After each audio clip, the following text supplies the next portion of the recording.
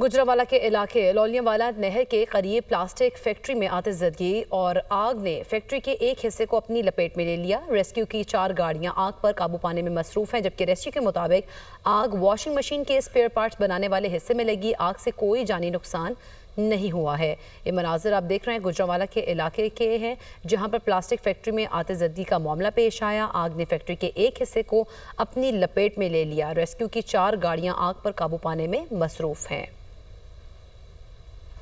गुजरांवाला के इलाके लौलियांवाला नहर के करीब प्लास्टिक फैक्ट्री में आतिशज़दगी और आग ने फैक्ट्री के एक हिस्से को अपनी लपेट में ले लिया। रेस्क्यू की 4 गाड़ियां आग पर काबू पाने में मसरूफ हैं, जबकि रेस्क्यू के मुताबिक आग वॉशिंग मशीन के स्पेयर पार्ट्स बनाने वाले हिस्से में लगी। आग से कोई जानी नुकसान नहीं हुआ है।